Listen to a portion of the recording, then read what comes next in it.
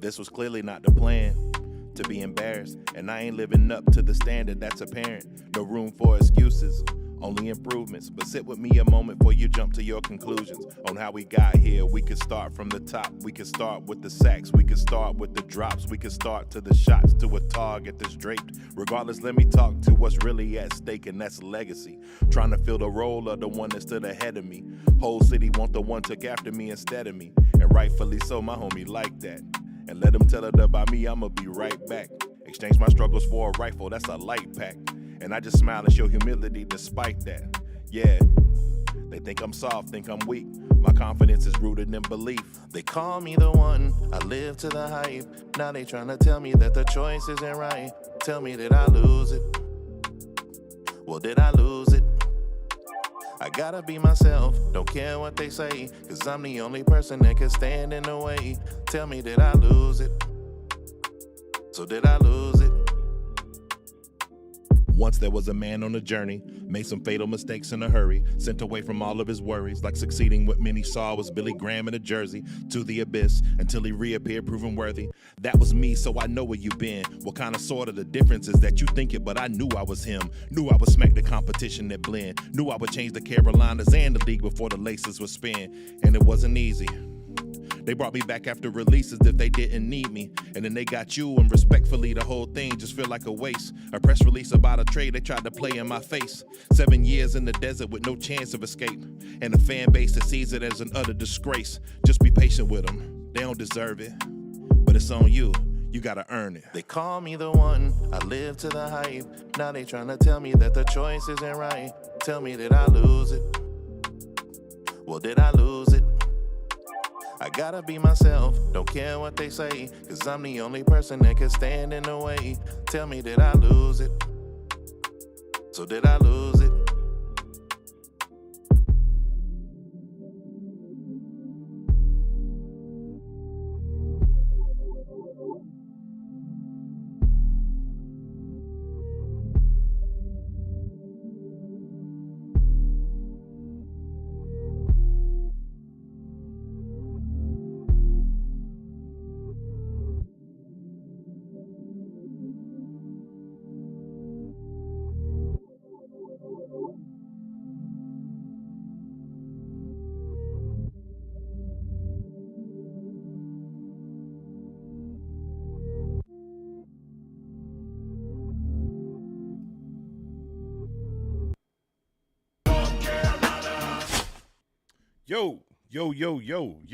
Yo, and yo. What's up, y'all? This is John from One Carolina Show. Appreciate y'all joining me on this Tuesday. I'll be honest with you, I had to lick my wounds for a while because, man, if you don't know, had an opportunity to do a live stream with a very close friend of mine, the angry Cowboys fan and sports junkie. And, man, I got absolutely flamed for 3.5 hours. Because at first, I'll be honest with you, backstage, I was talking my junk. You know, I got asked the question, hey, y'all going to win? Yep. What's going to happen to CeeDee Lamb in this game? Shut him down. Period. No two ways around it, right? And then the game started. And, you know, first drive, we moving. And I'm like, oh, man, I'm about to go. Because it's 2-on-1. Man, at one point it was 5-on-1. I'm like, man, I'm about to talk my you-know-what up here. And then we got blown out. Score was a lot closer. Well, I say the score was closer than what the game really looked like. It was a complete massacre. Rico Dowdle had his career game against us. Why not? You know, that's kind of what we do, right?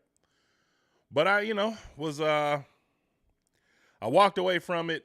You know, after doing a 3-hour live, I'm like, yeah, I'm not doing a video. There ain't no way. I'm not doing a video today. I don't feel like talking about it. I'm going to chill with my family. I'm going to drink some cocoa, look at my Christmas tree, and sulk. Because that's what happens to us Panthers fans, unfortunately. But here we are. What's good, y'all? Supernova Moore, I appreciate you, man. Said I sound like Drake Jr. I don't know how to take that these days, but at one point that was a compliment, but I still appreciate it. KSH, what's up? B. Amos said you had to sit there and eat that. Yeah, pause. Yeah, Big time. Big pause. Big pause. Big pause. But yeah, I had to sit there and just live in it, man. And it was cool. Anytime I get a chance to rag on the Cowboys, I got people in my family that are like super passionate Cowboy fans. So like, if I get any opportunity to like go in on them, I'm gonna take that opportunity. I'm gonna take that chance, man. Because it's for them. Obviously for us as fans, we always want to see our team, perform at an above standard. But for them, it's like every year Super Bowl or bust, right? And they set that expectation on themselves, man. So it is what it is. What's up, Pop? Might let you up here today, man, if you got some time, chat a little bit.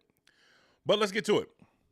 So I think one of the major things and one of the biggest embarrassments was the fact that we came into this game favored. Now, a team coming in favored that's been on a 3-win losing streak is crazy to me, but it was something that we haven't seen in quite some time. And if you watch the game, you look at the energy, I'm sure y'all saw it. I saw it. Everybody saw it. It just looked like a team that was disengaged. It looked like a team that was feeling themselves, a team that was more interested in the hype built around this, coming game, going into the bank against the Cowboys, a team that, on paper, they look horrible because they got, Cooper Rush and Rico Dowdle, and they don't have Dak and all this other kind of stuff, but they still got dudes out there, right? They still had 11 out there, right? They still had CeeDee Lamb out there, right? They still got a solid offensive line. Cooper Rush at one point won 5 starts for the Cowboys, right? So it's not as if he's just some scrub, although we made him look like, my goodness, Aaron Rodgers, you take your pick, Tom, some of those balls in the back of the end zone, crazy, right? I don't know, it's hard to say whether it's scheme, if it's personnel, if it's both. We'll talk about it. But you just don't expect to see that kind of massacre happen from a team who literally gave up the same amount of points. Like, I think they were one slot ahead of us as far as points given up for the year, up until that point anyway. And it looked awful. It looked absolutely awful, right? So let's listen to some sound. I pulled a sound from Robert Hunt. He had some things to say about what happened on Sunday. And then we'll go further.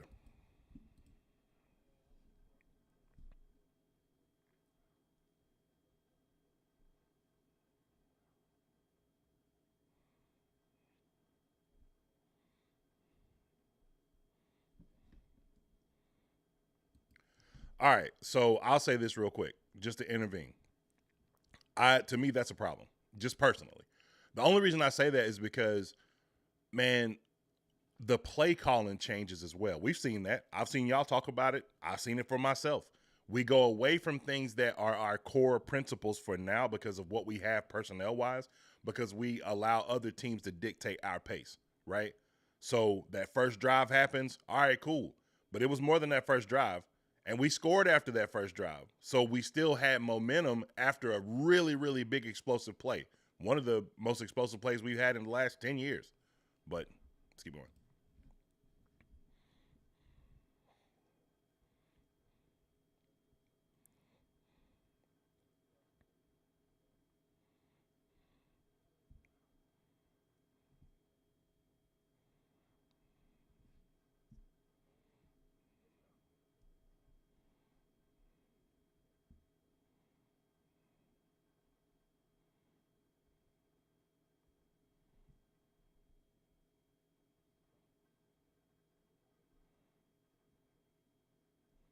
I agree.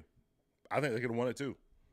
I think this was more built off of the hype and anticipation for what the Panthers were going to be going into a game that they've been favored in for the first time in a very, very long time. And they bought into it. Bought the hype.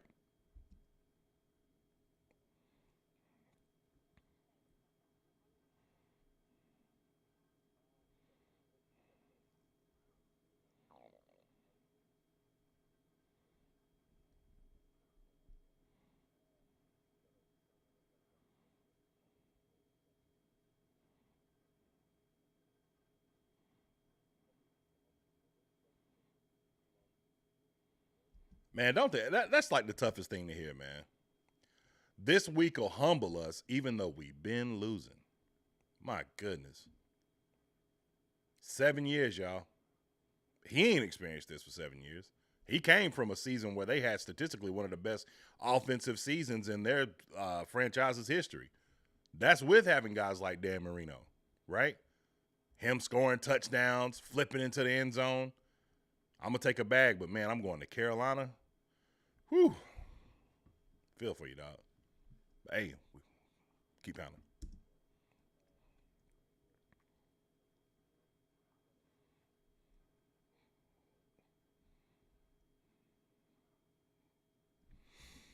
Look at it and try to fix what we can. He talked about something. He talked about the drive, right? So we'll talk about it, and we going to, throw out some shade too, because I know that's what y'all want to hear. Look, if I'm a take credit when things are going well, I'm also gonna hand out some shade when things aren't going so well, right? But it's gonna be controlled shade. Let's call it that. Controlled shade if we can, right? So that drive, that's a momentum killer, right? And he was talking about it. First drive or first play of that drive, 6-yard run from Chuba, 6-yard pass to Chuba, right? Little rush for Bryce Young to Xavier Legette, pass to Jalen Coker, 15 yards down the field. We're going to talk about him in a minute.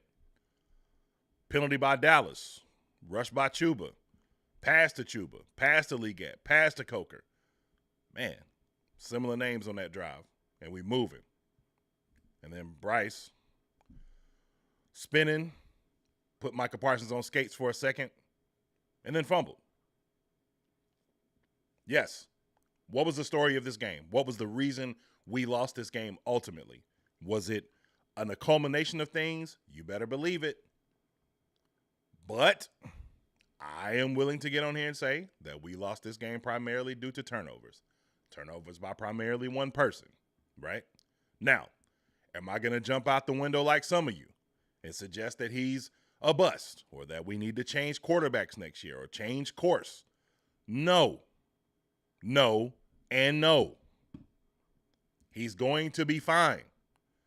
Give him some time. Well, I know y'all don't want to hear that, but I'm saying it anyway. But yeah, that was the story of the game, turnovers, right? So I'm not going to take away or deviate from the fact that cost us mightily. But I'm also not going to take away from the fact that the rest of the team played horrible. Giving up sacks. I think there was like 6. Could be wrong. Somebody fact check me. Right? One of those fumbles came from pressure up the middle. So I'm not going to completely. You got to hold on to the ball. You got to protect the ball. 2, costly interceptions. One on a play where, I don't have that play pulled up, but that interception to Adam Thielen was an extremely, extremely well covered play, right? The DB extends or linebacker, whoever it was, extended, batted that ball, and it goes into someone else's hands. Like, that's just good situational awareness defense, right? So I'm not going to take away from the fact that it was a great play or that it was an interception, but it's like when you look at the reads, you do wonder in a way, like when I go through that first drive and I talk about everything you saw in that first drive, who was not involved? Whose name did you not see? And I know what some of y'all are going to think, man, here you go. Moving that goalpost. No, I'm not trying to move the goalpost. I'm just being honest, right? I see a lot of the same names here. Chuba Hubbard, Xavier Legette. Chuba Hubbard, Jalen Coker, Xavier Legette. I didn't see Adam Thielen's name here. So it's possible the guy that's been bailing me out for the last, 4 or 5 games, let's get him going. Let's get him involved, right? I think that would lend credence to the fact that he goes on the sideline and slams his helmet. I don't think he was necessarily just mad at Bryce. Probably part of that.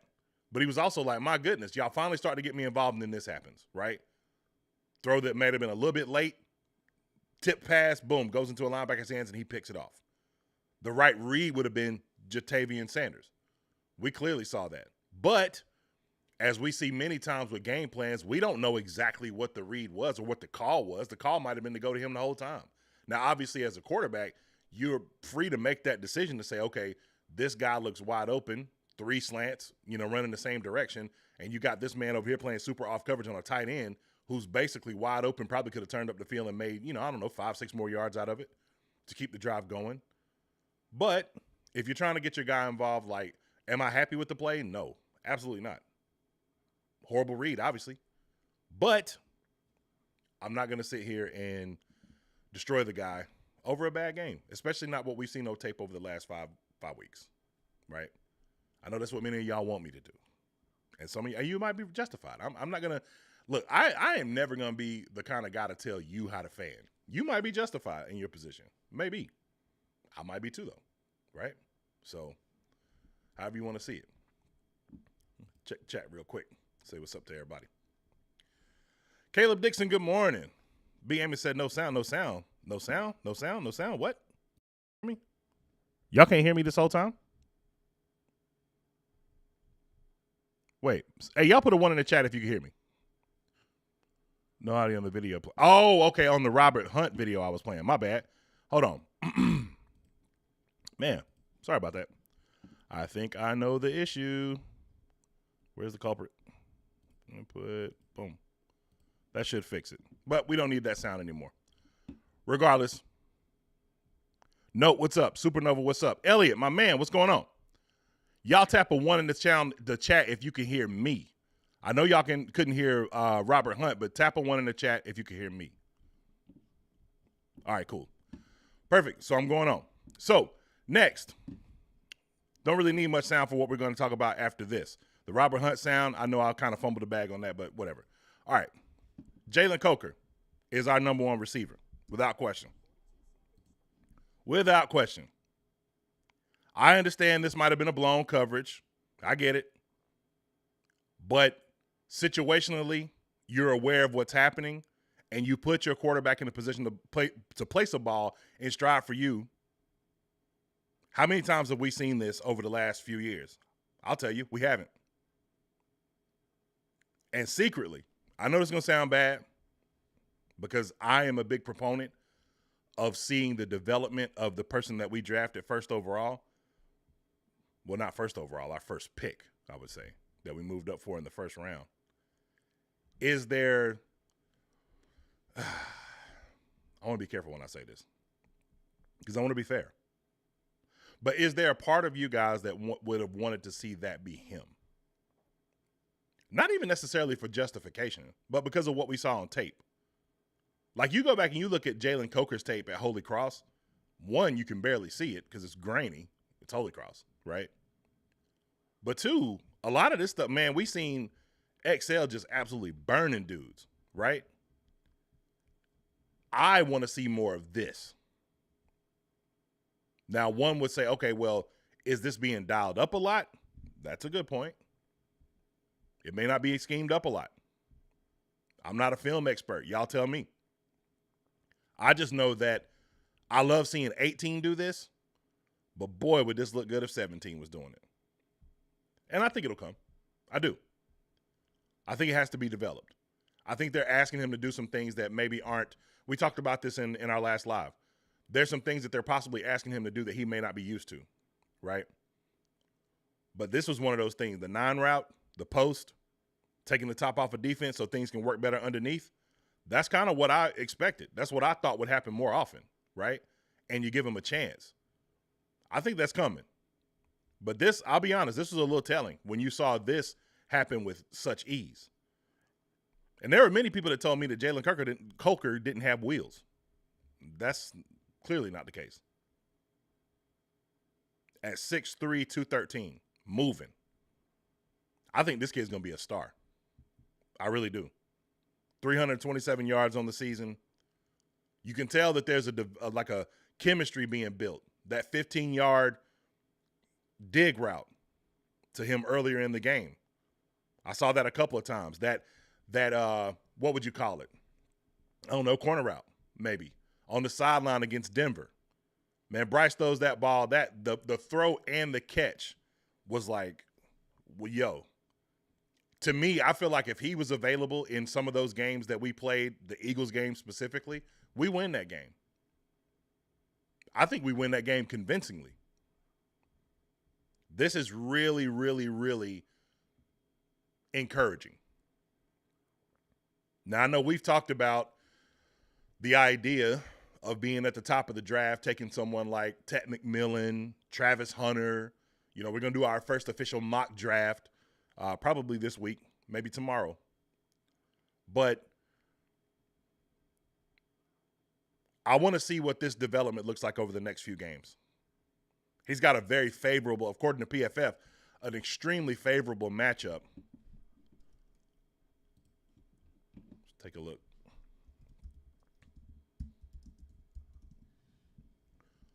Extremely favorable matchup coming up against the Arizona Cardinals. It's crazy.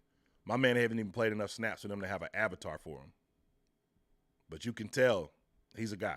373 yards, 2 touchdowns. Week 16, great matchup against Murphy Bunting, Williams, and Thomas V, whoever the heck that is. So if this is a great matchup, maybe we see more of this. I remember seeing this in the preseason. Loved it. Take the top off of defense. Because it just, having someone like this, I mean, we know this from our future, or our past, rather. Ted Ginn, being able to take the top off of defense, allows for things to work underneath. Greg Olsen, Philly Brown, take your pick, Jericho Cotchery. Those names over the years, because they knew if you went one-on-one, either press man or single high against Ted Ginn, Rap City. If he caught it, Rap City.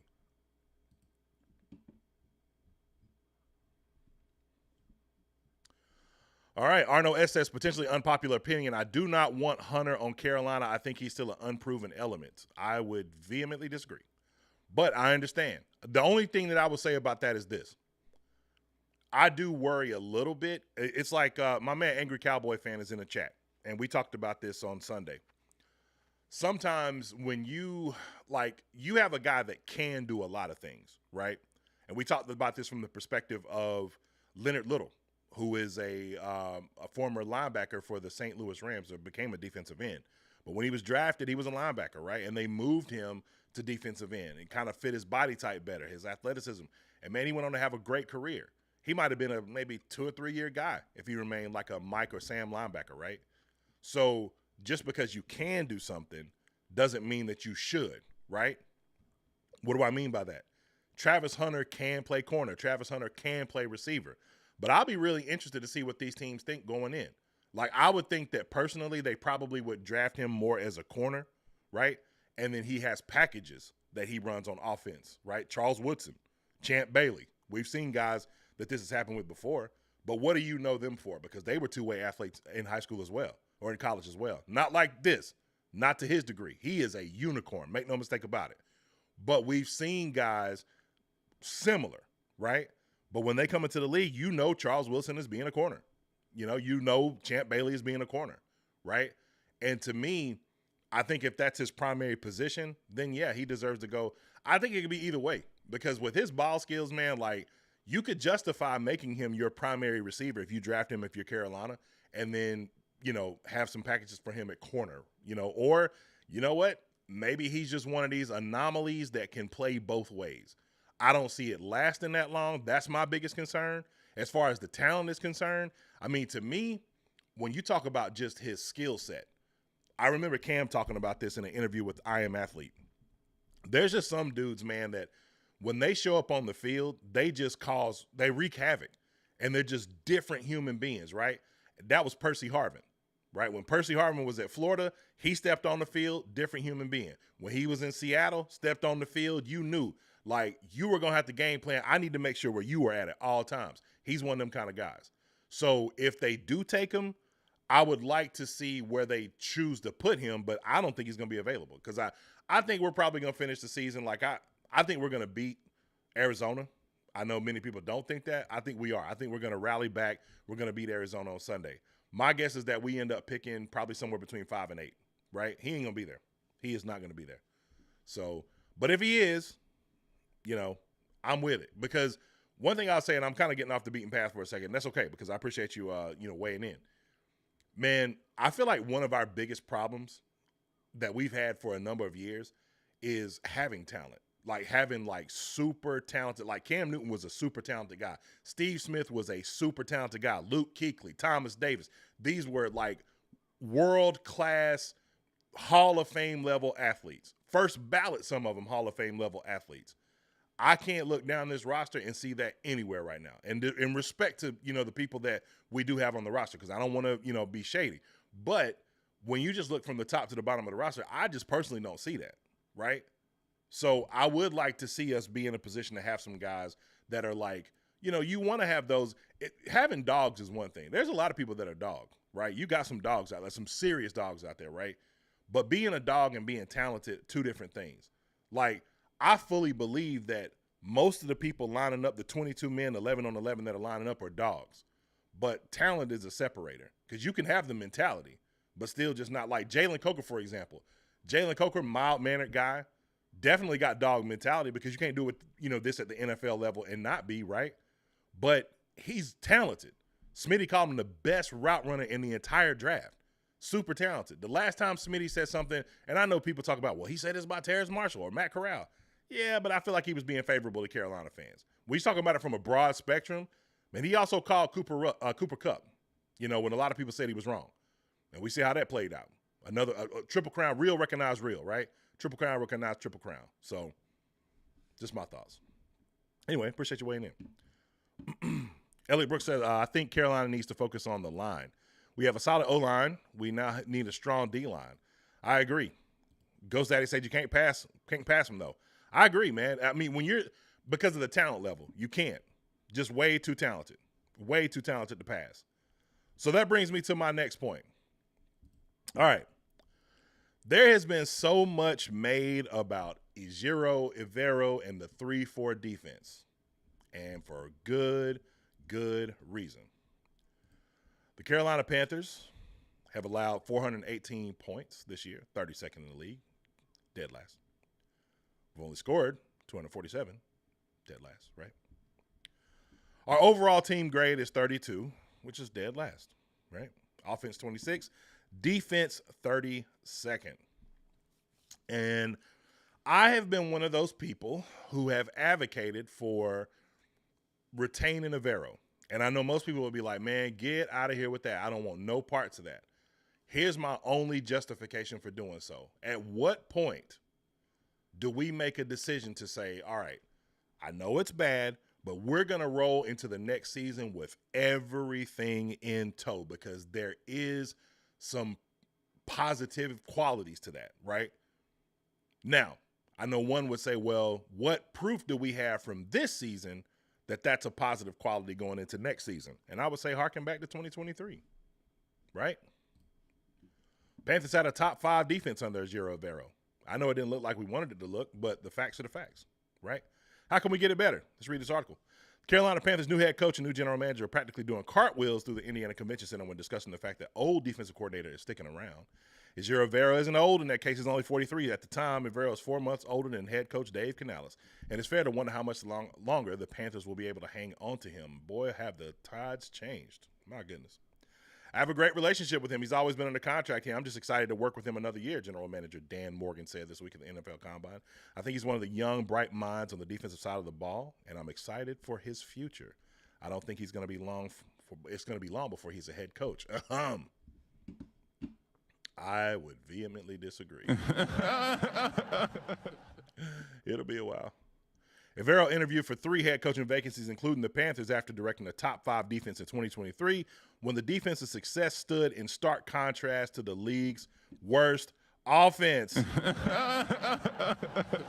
Canales was hired in part to get the most out of quarterback Bryce Young, and Morgan said Tuesday the Panthers will be looking at playmakers at wide receiver and improved depth and competition along the offensive line. But Evero's defense can also get better in his second year in Charlotte. Here's how. Now, this is what's interesting. And this is part of why I made the decision when I said that we should retain him personally because of some of these facts. Because here's the reality. Some of us, if I work at McDonald's and they take the little scraper away when I'm trying to take the fries out of the, you know what I'm saying, the little thing after you cook them and you dump them or whatever, and they say, hey, use a glove. Really? You want me to melt this glove and potentially burn my hands because you took the thing that I can put the fries in the little, what they say, put the fries in the bag, right? You took that away from me and you want me to, okay, I'll try, right? So the first thing, let Brian Burns eat. Well, he's not here anymore. I looked up the stats earlier today. Highest sack percentage on our team right now, 4. A couple of players have them. Jadeveon Clowney's got 4. DJ Wanham's got 4, which is pretty impressive considering he missed a great deal of the season. D'Angelo or Deshaun Williams, rather, has one. A'Shaun Robinson, I think, has one, or well, he might have three. Excuse me. He's got four. I'm sorry. I just said that. My apologies. But the point is that when that kind of production, it's not just the sacks, it's also the pressures, walks out of the room. Like, they had a plan, right? And part of the plan worked, but unfortunately, some of the other plan didn't work. Like, for example, if you are going to allow someone like Brian Burns to really, really eat, and this is, I've seen people post the stats of Brian Burns this year in New York, and I think he's got like 7 or 8 sacks or something like that. And I think that's really unfair because a pass rusher like Brian Burns, his opportunity, I think this is synonymous with some of the best pass rushers in the league. You know, there's no coincidence that they're on some of the best offenses in the league, right? TJ Watt, Myles Garrett might not be necessarily, but some of these guys, when they post some of the best numbers that they have, it's because you place opposing offenses in must-pass situations all the time. Well, Carolina was one of those teams that people ran the ball on us a ton last year, right? So there wasn't a whole lot of opportunity for him to rush the passer like what we saw in the Atlanta game. I feel like the Atlanta game was kind of like, this is what Brian Burns can be in situational pass rush opportunity, but like what we saw and what we're seeing now is kind of what he is. And a lot of that is predicated on the fact that he just played on teams that have horrible offenses, right? Now, I'm not making excuses for him because it sounds like I am, but if you pull a player like that away from a defense, it becomes very difficult who do you have on your team that's going to replace that production? Even if it's not up to the par of $30 million, what we wanted to see, right? It might not look as good as what we saw when we had Hassan Reddick, but that don't matter. The point is that you don't have anything or any plan to replace that, right? Now, they had a couple of guys, and I read through this article about a couple of guys that they were thinking about, right? Guys like Josh Allen, Chase Young, Daniil Hunter, right? Guys that they possibly would have went after. But like it says here, none of those guys came here. None of those guys probably wanted to come here. So once he's gone, there is no other plan. So if I'm Avero, I'm like, okay, I posted statistically, regardless of what the record looked like, a top 5 defense. And then you pull some of my best pieces away, right? So let's go to number 3. Get Luvu locked up. Boy, Luvu was the second best pass rusher on our team, which is wild as an off-ball linebacker. And he's out the door, right? We all have intentions on signing Frankie. We love Frankie. He embodies what a Panther is. He's tough. He's got that dog mentality we talked about. Nothing's guaranteed in this league, but we're going to try to extend him. Try being the operative word. Fail. But somehow I'm supposed to post the same defense that I did before. Former Panthers coach Frank Reich last summer called Luvu one of the league's best bargains, but after a second consecutive season with at least 111 tackles and 5.5 sacks, Luvu's price keeps going up. Luvu has earned big raise. His play with energy and passion is spirited leader and is the Panthers' second best pass rusher, which, as mentioned above, the Panthers need more of. And then, of course, they kept Derek Brown happy. They paid him. And you lost him at the beginning of the year. Interesting. A healthy Shaq. These were all things that we saw consistently that led to Ejiro Evero having a top 5 defense. And I know it's not popular to say, and that's okay. I'm not about being popular. I'm not even about being right. I'm just about giving an opinion. My humble opinion, the only way, and I've said this before, there's only one name, in my opinion, that would get me out the bed to talk to anybody other than EJ coming back next year. Robert Saleh. You tell me Robert Saleh's coming, all right, that's a different story, right? Because you and I mostly want to go back to the 4-3. Pedigree, right? Even though a lot of these teams, man, like, base defense is base defense, but, they do so many subsets, man, 4-2-5, 3-3-5. We don't see a lot of the 3-3-5, thank God, since Phil Snow left. But, a lot of 4-2-5 stuff. We've seen some of that, a lot of corner blitzes. We saw that this weekend with Dallas, man. A lot of that same stuff that you saw Jalen Polk doing in that first game with New Orleans, they did the same thing to us in Dallas this past weekend, right? And we didn't game plan for it well, obviously. But, like I said, Robert Saleh come, we'll have another conversation. It's a different story. But until that happens, personally, I would just like to see Carolina have some continuity. I would love to see us roll with the same people that we came in with this year. Because when you continue to keep flopping players, flopping coaches, man, you will never get anywhere without having just like standing firm on some stuff, man. Like I think about like, okay, the Bengals, for example, right? Zach Taylor has the Bengals. They go 2-14 and they look up and get Joe Burrow. Nobody saw Joe Burrow coming. If you say you did, you were lying, right? Because that first year at LSU, that second year at LSU, legendary, right? So then they get Joe Burrow, and then 2 seasons after they're in the Super Bowl, right? But they kept everybody. Just because Zach went 2-14, they didn't run him out of town. They kept everybody. And that meant something for what they had. They had an infrastructure in place so that when Joe Burrow came in, he wasn't having to worry about like, okay, are we going to lose this DC tomorrow?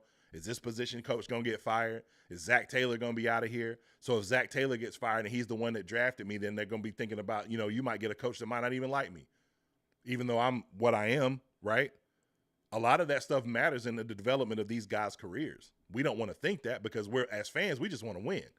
You know what I'm saying? That's what we think about more than anything else. I do not care about what happens as far as development and stuff like that is concerned. When are you going to finally post a 500 record for the 7th year? My gosh, right?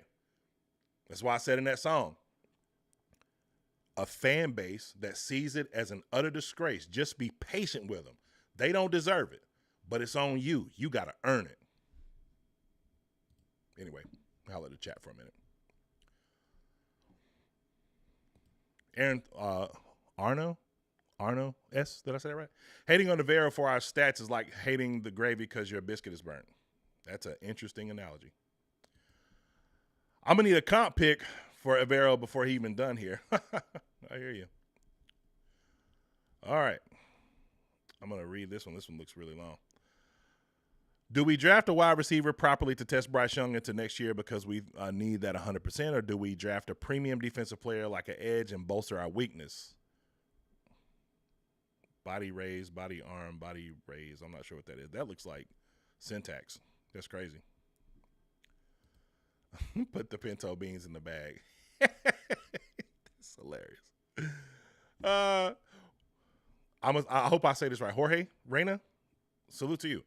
You made a great point during the game. Bryce's body language. After he lost the first fumble, it was like he immediately lost that confidence he's been playing with the past 6 weeks. I'm so glad you said that. I'm going to pull this up really quick. Someone asked me a question. I think it might have been the Angry Cowboys fan. Asked me a question. Hey, what do you think was the moment that changed everything for Bryce Young? Like, where do you think, like, what happened that kind of shifted the trajectory of what he became? And I was so glad he asked that question because I'm going to go to what I believe it was. Because I do think this is a thing. Let me go down through here and let's see. I can't remember where this was. It's been a while since I posted this, so I'm going to try to find it. Because I really believe this was the moment right here. Let's see. Going down. Here we go. Boom. All right. I think, and I said to this, hey, bro, I feel you. We didn't like the play call either. This is against New Orleans. A game we ended up winning, by the way. And we were down. 4th quarter, Bryce went on a drive. This is part of why I say with Xavier Legette, I think Legette is going to be fine. Legette made some extremely big catches in that game, right? In crucial moments. A crucial 4th down catch. Climbing the ladder between a couple of defenders to win that game. Right? So he's going to be fine. But I feel like this right here was the moment. I feel like that throw, and I made a video about that, and this right here preceding that throw was the moment. Coming up to me on the sideline, pat me on the chest, hey, man, what's wrong? Look, I don't like the play call. That's what's wrong. Look, you can tell, visible frustration. If I'm not mistaken, it might have even been in a situation where it was like maybe – I think we had a drive where we went like 3 straight plays where it was just like run, right? When I've been showing you that I can convert, I've converted on 4th down. I've converted on 3rd and 12. I converted on a 2nd and 15. All these different things that have happened throughout the game. And then you call this, and I'm coming on the sideline like, man, I do not like that call. You tapping me on my chest telling me, hey, man, what's wrong? When I've got this whole season, I've been dealing with the fact that you and everybody else around here probably don't want me. So no, I'm tired of playing nice guy. And I love that. That's a lot of what we've been wanting to see. Bro, turn up. You know what I'm saying? Turn up. Nah. Get out of my face, chump. Stop talking to me. I do not want to hear it. I just converted for you. Call a 9-rod to X. Because I'm going to let that thing fly. I feel like that was the moment that changed everything, and you started seeing a different version of Bryce Young come out. Because now I don't have to not be myself. I had to be myself for a little while or not really be into myself or let my emotions really show. Because as we talked about in the article that we read, 2 or 3 videos ago, right? 2 or 3 lives ago, about Bryce Young's dad kind of calming him down and making him, kind of be more stoic, if you will, because he used to be really high strung. So he's kind of been programmed to calm himself down so that he doesn't get too high in situations or too low in others, right? And so what do you do? Come on the sideline, man. Bump all that. Hey, Pops, I love you, man, but nah. I ain't like the play call, Dave. That's what it was. You want to know? That's exactly what it was, Dave. I didn't like it. I didn't like you in the press conference saying this is about Andy Dalton, Dave. Turn up.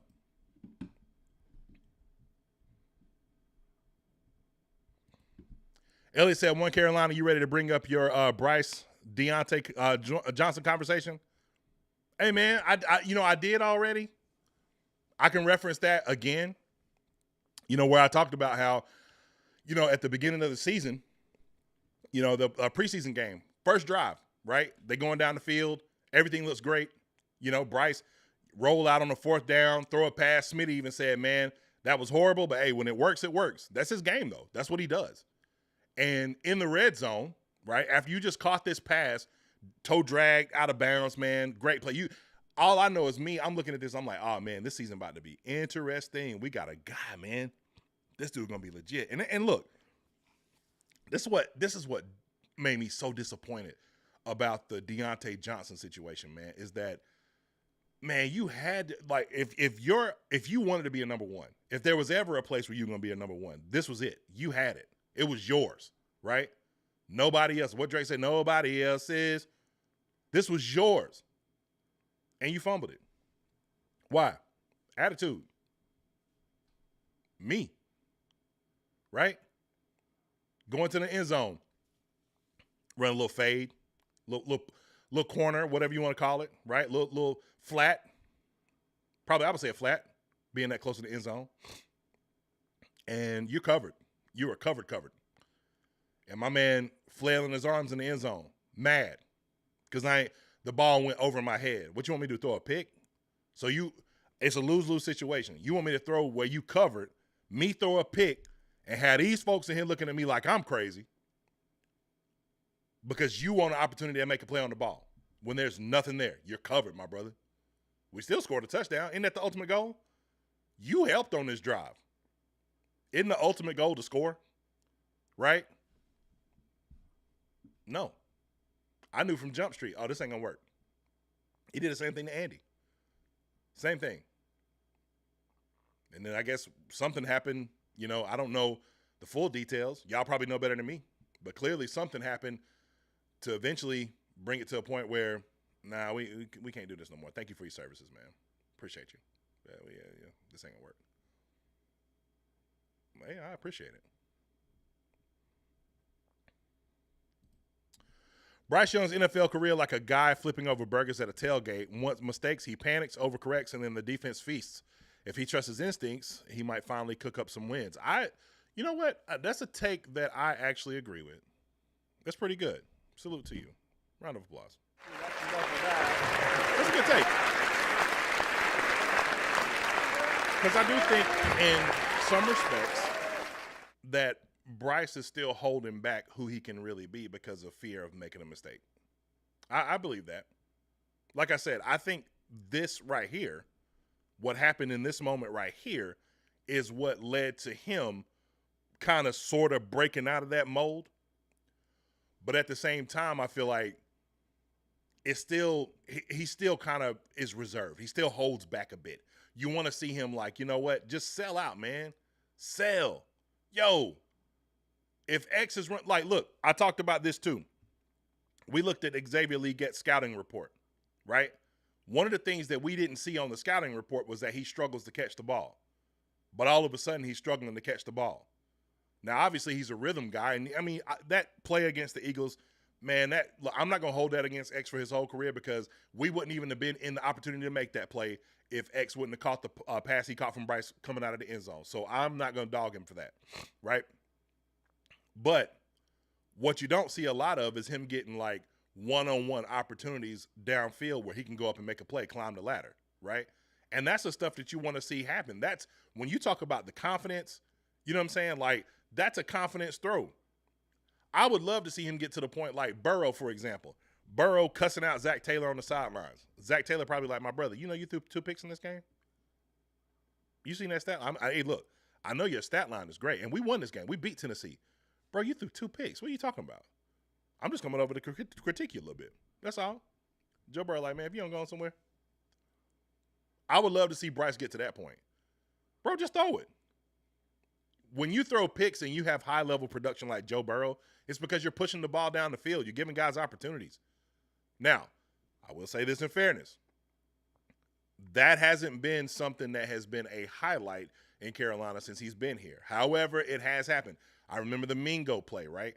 Mingo against the Saints, week two, sorry. And Mingo was wide open going into the half.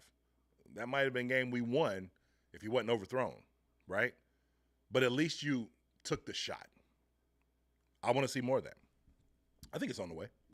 It's on the way for sure. Appreciate you, Red Gamer. Angry Cowboy said, hit that like button. I appreciate that, man. Salute, salute, salute.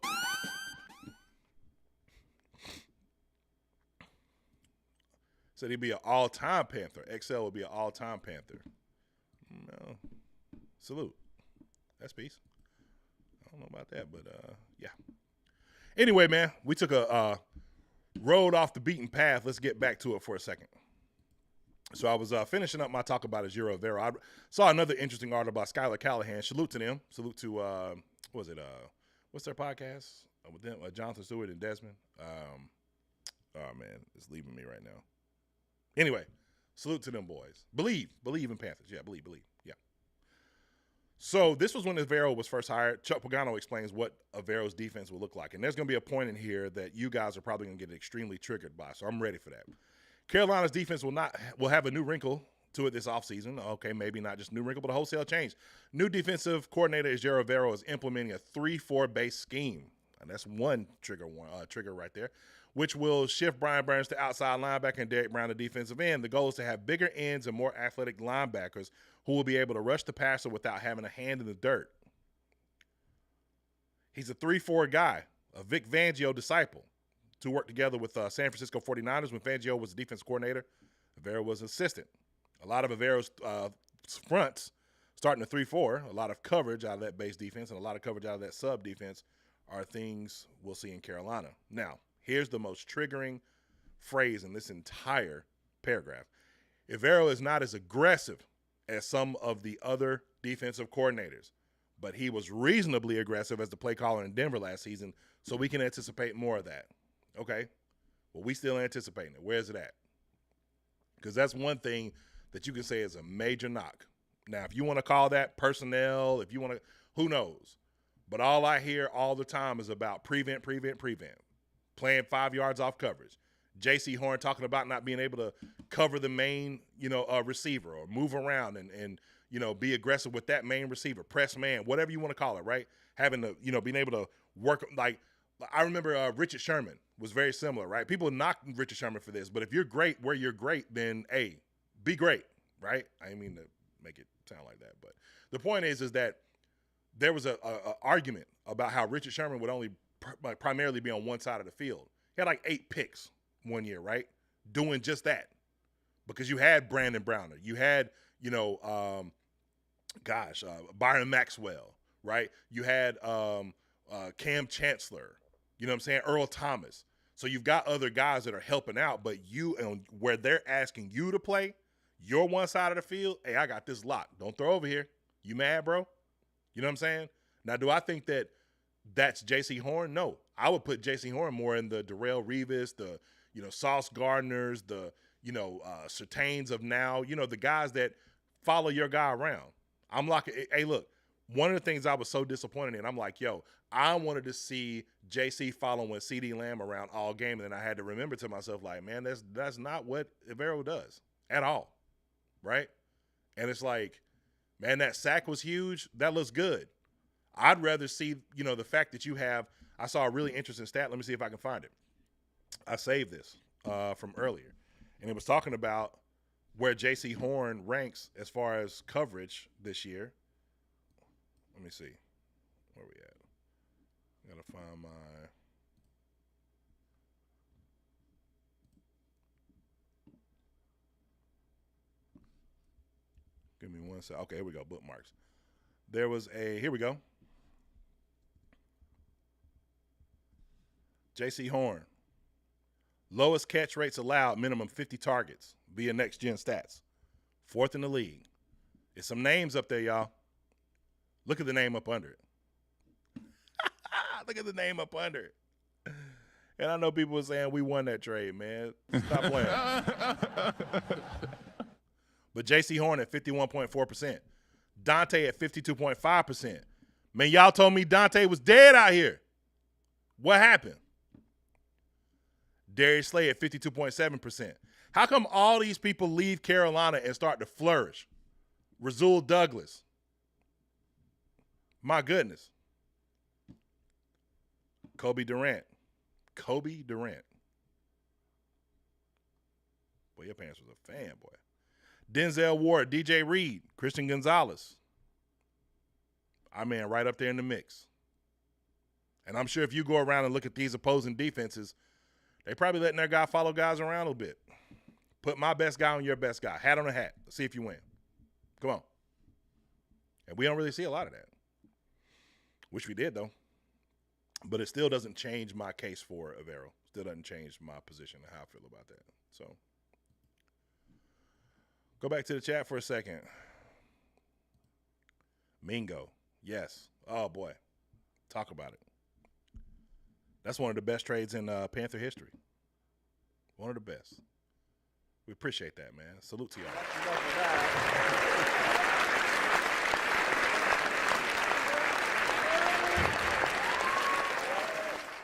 If there was ever a poster child for wasted potential, he would be on the cover.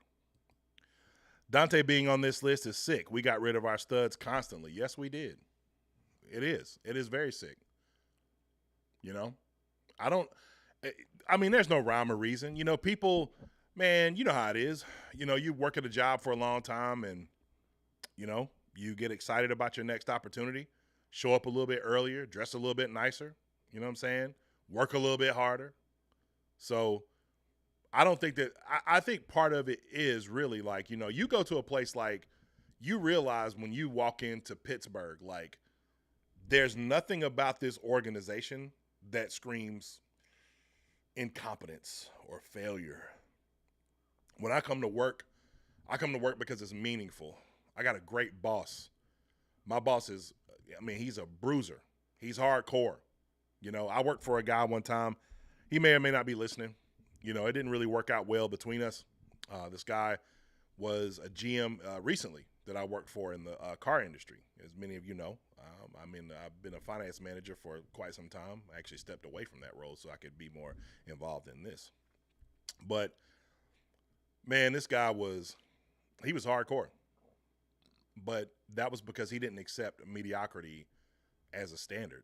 And in a lot of ways, even though it didn't necessarily work out between us, he went to another dealership. I left the industry altogether. Man, some of the things that he instilled in me, man, like in a very short amount of time of me knowing him, like priceless. It's things that I'll never be able to, like I couldn't pay enough money. I couldn't sit in enough masterminds. I couldn't get enough mentorship to learn some of the things that I learned from this guy. So, Buck, if you're listening, man, appreciate you, man. But, yeah, you walk into a place like that, and immediately you recognize, like, I got support, But I also know that, I gotta look, it's Pittsburgh. It's the helmet. It's the little stars on the side of the helmet. It's the yellow and black on the jerseys. It's Terry Bradshaw. It's Franco. It's Ben. It's Troy Polamalu. Like, I can't go in with the idea that I'm gonna just, lollygag or come in off a name because I was this guy in Carolina. So the fact that he rose his level of play to this point on a place like that tells you what kind of pedigree that Dante was made of. But, man, when you've been on a team that's been making bad decisions for a long time, of course you can get, lackadaisical. You know it. I'm sure all of y'all work with some people, right? And I don't mean to, I'm not going to call any names or do anything like that. But y'all work with some people that when the boss leaves, when the person who's in charge leaves, man, look, you'll be lucky if you get something done that day.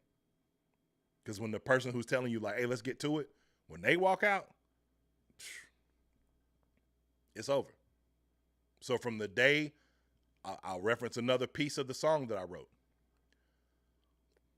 They brought me back after release as if they didn't need me. And then they got you, and respectfully, the whole thing feels like a waste. A press release about a trade they tried to play in my face. That was the boss leaving work. When they told one, hey, we'll give you the ability to request a trade. And everything been downhill ever since. Tell me I'm lying. A.J. Brown was cooking Dante this past weekend, though. He was. But I'd much rather have them 10 wins than our 3. I can tell you that. Would you call our defense against the Eagles being reasonably aggressive? I would say, yeah. I haven't looked at enough of that tape to make a real educated decision. And I'm not a big-time tape watcher, so I don't want to be that guy to tell you, like, hey, yeah, of course. No, because I like I said, I don't know that. I'm not well enough versed in that to be able to make that kind of decision to say yes or no. But I would say this, the result kind of tells the story. So, yeah, I think they rose to the occasion. I really do believe that at the end of the day, these guys just really showed up to the Dallas game off of the vibe of, like, I mean, you got to think, man, like, when you get small wins in life, like, winning and progress. I heard somebody say this about Bryce, talking about his progression. Because I think you mentioned this earlier, Red Gamer. You talked about how, one bad game and people are literally ready to jump ship. They're bailing water. It's sinking. Oh, my gosh, it's going to be horrible, right? And it's like progress is not linear. Like I heard somebody say that, right? And that's the truest statement I've heard. It's not. Your progress one day, man, you might get 100 steps forward, right?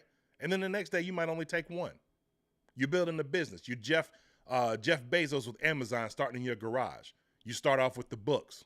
You know what I'm saying? And, first you just now getting, comfortable with the internet age. And then you start off with the books. And, man, the books are doing well, but you take a dip. And then you get into the, drop shipping space or whatever like that. And you know what I'm saying? Some of your retailers and stuff kind of bail on you, or your shipments get, blown out to sea or whatever that looks like, right? It doesn't mean that your business is going to fail. It means that you just got to, go recoup, put this behind you and move forward, right? It's not a linear progress. It never is and it never will be. But what you do want to see is progress nonetheless. So I ask you, just in your humble opinion, because this is something that we really didn't see, going back to something that we looked at earlier. This is not something that we've seen on a regular basis, even last year. So I'll let you answer the question. Because to me, this right here is progress. This play alone. Obviously, you want to see more than this, of course. But that play alone, to me, is progress. Your boy Sir Purr on the sideline tripping. But that right there is progress to me. I love seeing the fact that, hey, because there was a time last year that you might have thought to yourself, Bryce might not have made that play. He might have looked for somebody underneath. He might have looked for the check down. He might have took off running. But I stood in, I planted my feet, not a lot of toes right there, boom, planted. And I still got hit and made a play that turned into the biggest play of his career and the longest play from scrimmage since 2018. That's progress. So it doesn't always have to be turned into a 300, 400-yard game. Look, the most beautiful part of this is that this happened after a fumble. That's progress because I put it behind me. Now, granted, I fumbled again and I threw 2 picks, right? But progress, if you can find silver linings, and that's why I think Dave was so adamant about immediately saying, like, Bryce just started. Oh, yeah, he must start next week, without a doubt.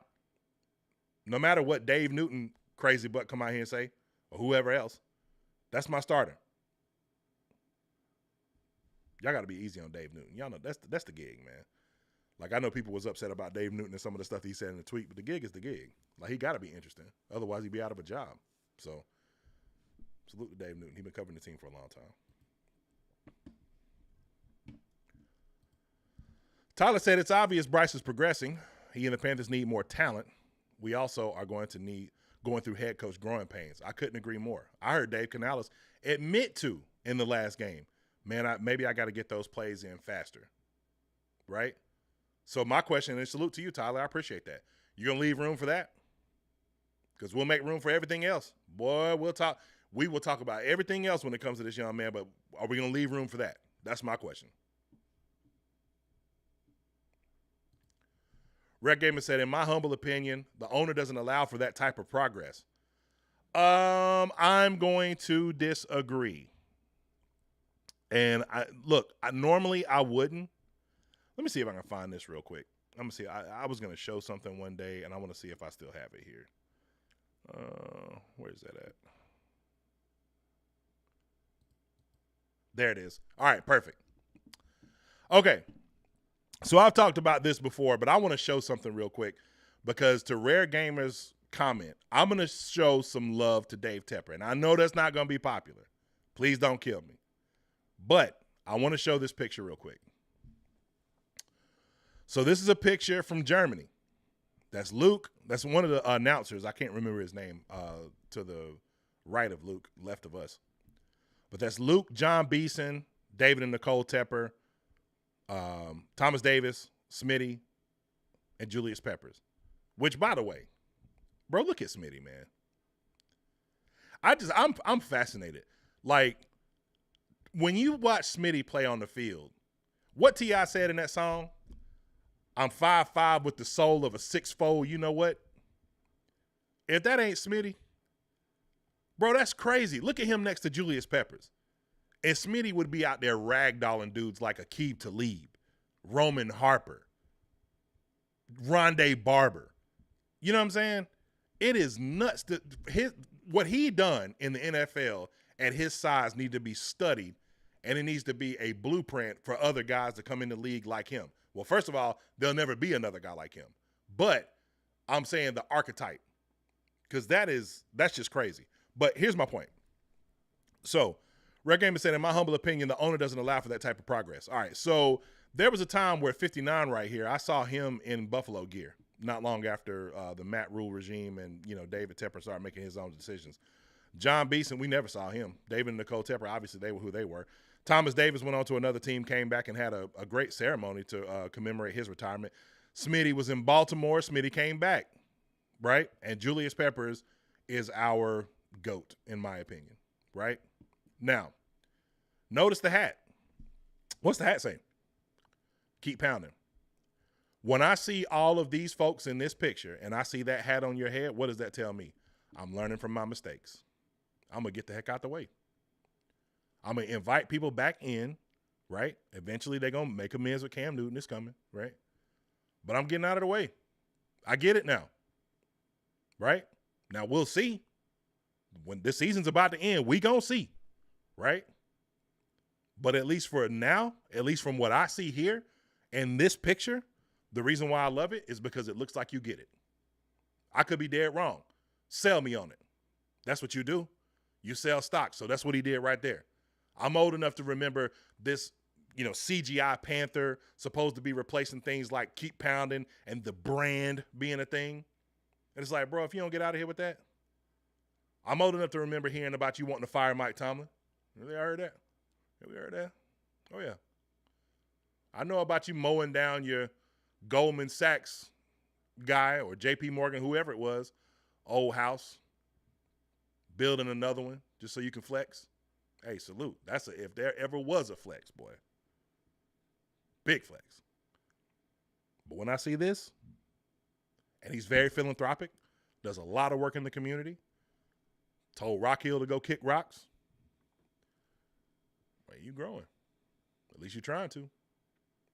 At least you're trying to. Indoor practice facilities. I don't like the move from Wofford. I'll be honest. That's only because, I'm right here. So, for y'all in Charlotte, salute to y'all. Y'all get to experience what we experienced all these years, being able to just walk down the street, go to training camp. Now I got to drive an hour and a half. But irregardless of that, the point is I see growth because this might not have happened a few years ago. So I'm sure some of these people in that picture, and I love this about people who are self-aware, is that some of the people in that picture he'll listen to. He'll probably listen to Smitty. He'll listen to Luke.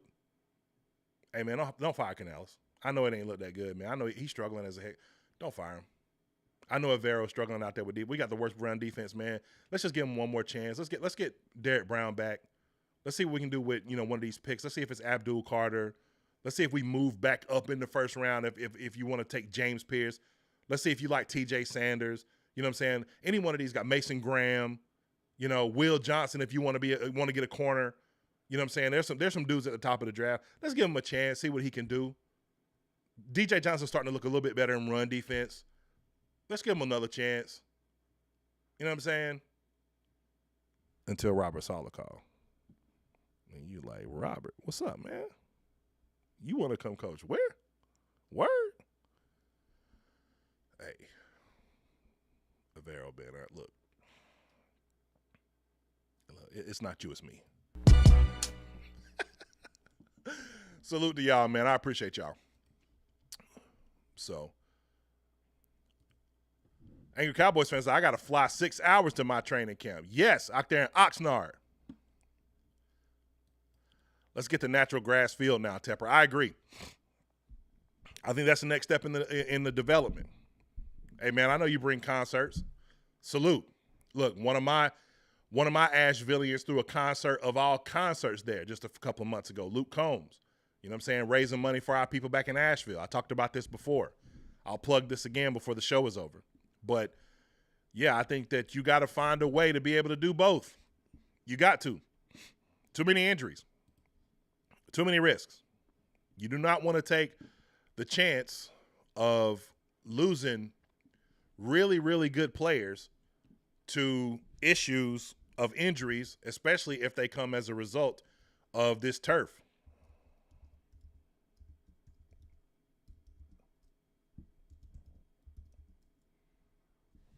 You do not want to do that.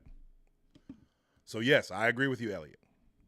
Got to find a way. So, real quick, I want to do something that I done in my last video.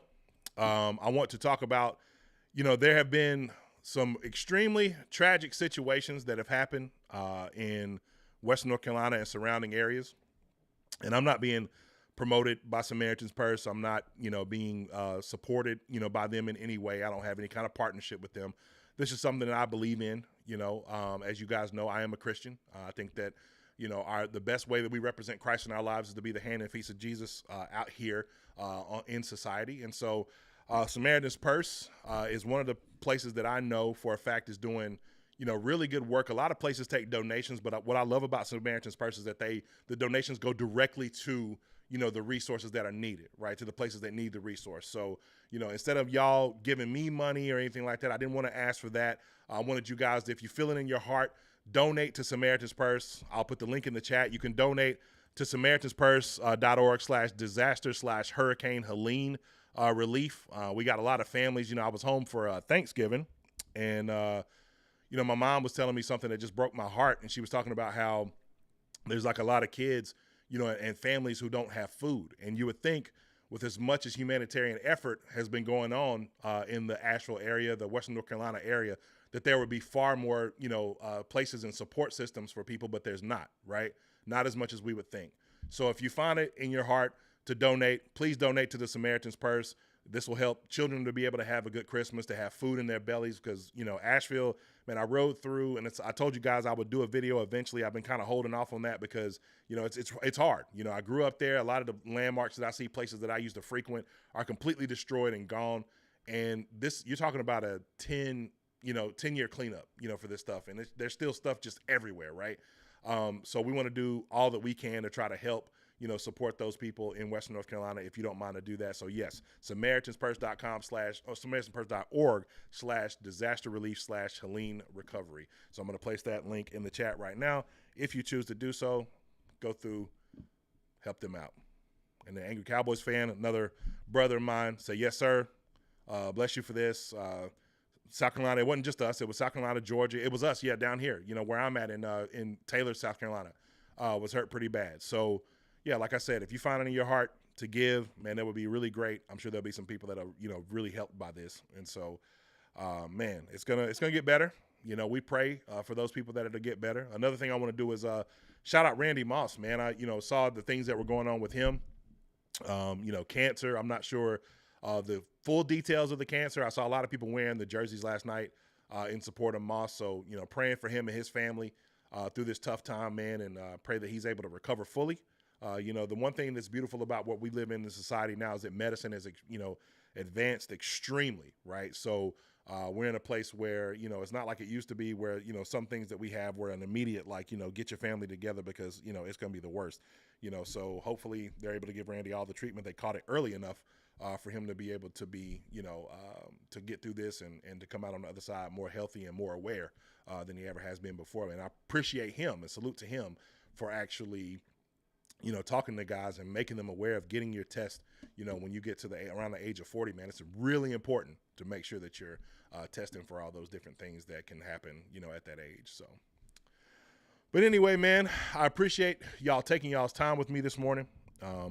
Tuesday morning is going to become a regular occurrence. It's, I get a chance to really digest a lot of what's happened and, be able to, just talk about things that we're going to see that are going to happen, soon with the team. And, I'm not mad right after because I'll probably get on here and say something and, kind of lose my faith a little bit. And I ain't trying to do that, man. I'm trying to be connected to the Lord. Y'all don't know what they're talking about. Hallelujah.